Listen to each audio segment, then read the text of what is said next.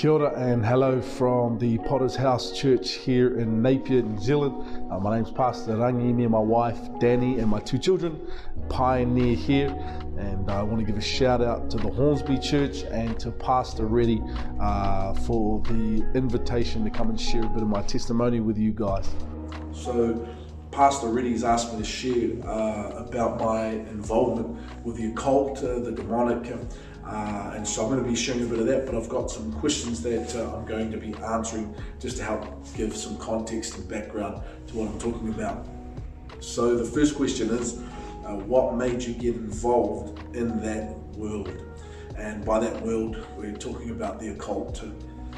So I was a backslider, and I had a very good friend who committed suicide.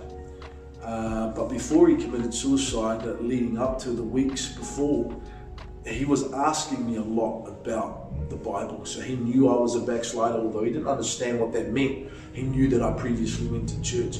And so I was actively, I guess, giving him the backslider's witness. I was telling him about church. I was telling him about, the Antichrist, the mark of the beast, and, just witnessing to him while I'm backslidden. And he was so intrigued by it, he began to ask me, take me to church. I want to go to church. But because of, I'm backslidden, I didn't want any part of going to church. And so I would just kind of fob it off, and one day we'll go. And obviously it never happened, because shortly after that he took his own life. So when that happened, I was left with a deep sense of shame and guilt, knowing that here's a very good friend of mine who I said that I cared about, wanted to know about Jesus, but I kept that from him. Wouldn't do anything to help him get there, and so I felt really like I was responsible. So to deal with that guilt, I just began to blame God. Said it was God's fault, and that it wasn't my fault, and that I couldn't have done anything more than what I did. And I remember one night just sitting in my car, just cursing out God, just saying, God, I hate you. This is your fault. He's dead. It's all on you. And this was just to deal with the guilt and the shame. And so I just suppressed it. And from there, it laid the soil, just of bitterness, hatred, resentment toward God, a rebellion. And that was what began to push me in the direction of the occult. Next question is there something that stands out to you about that world? Lots of things. One of the things that really I do remember is how dark and sinister it is. And I know that might sound obvious, but it's, if you've ever read or watched any kind of things on YouTube, they talk about the demonic or the devil's 10 commandments, and first one is do what thou wilt. And on the surface that sounds very kind of innocent, do what you want, have fun, but really what it is to live life without a conscience. That's the objective. And so being involved, I was a practicing warlock, which is just a male witch. And so to do the things that those people do, you have to try and live without a conscience, suppress your conscience, suppress anything within you that makes you feel guilty or bad for doing something you know is wrong. And so the objective is to sin against your conscience in order to be free from it. And so, that stands out because it's so dark and wicked. And Romans 1 talks about that, those who suppress the truth in unrighteousness. And so that's something that I'll never forget, just the darkness, the sinister motives behind it all. Next question is, can you share any examples of things you would do in that lifestyle? I guess one kind of basic thing is that I was trained to curse cities and places. So I would go up onto mountains or places where I had a good view of the city, and begin to curse the city. And so it's very demonic. Lots of rituals and things involved, but at its base, it really is just cursing a city.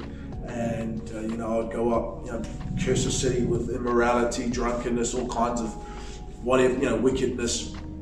I would curse churches. I would curse people in those churches, and actively resist any work that I felt God was doing in the city, and begin to curse it like that. So, prayer's powerful, it works.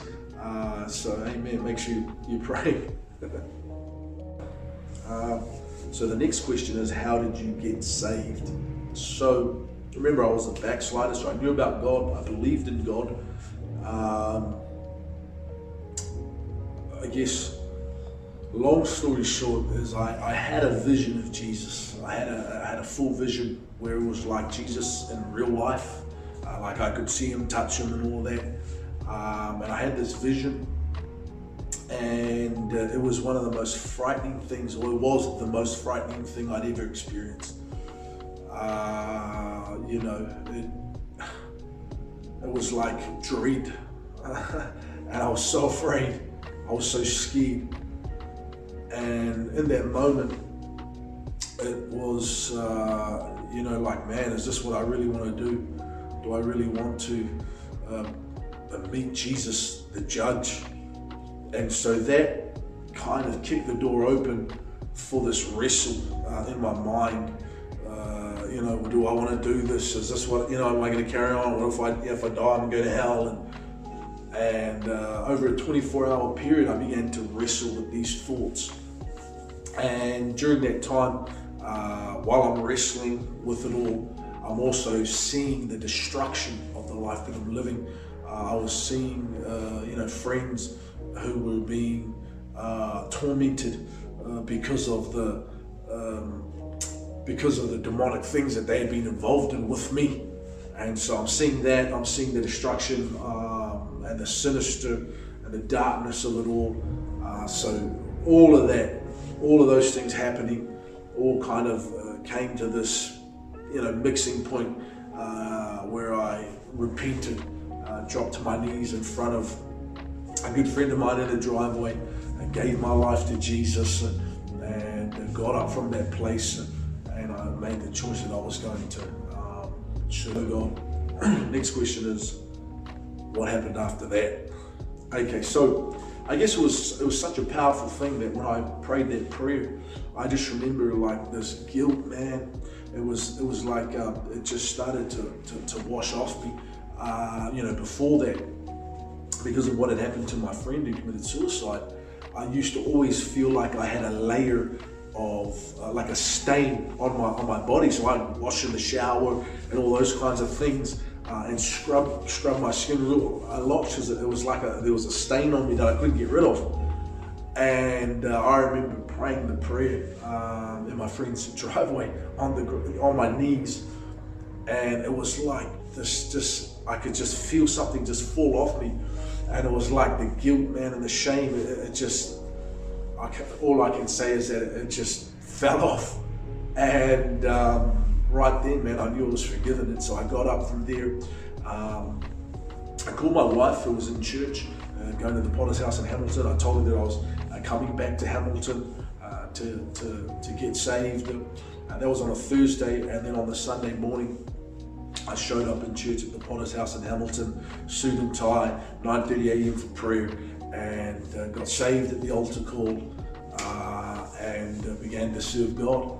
And that was almost 5.5 years ago now. And since then, me and my wife have been planted back to the town where a lot of my involvement with the occult took place. And so now we're pioneering a work here, seeing God do great things. Appreciate the opportunity, guys. I hope that helps you, and I want to encourage you, keep praying. We're praying for you guys over there in lockdown, and believing God together for great things ahead. God bless.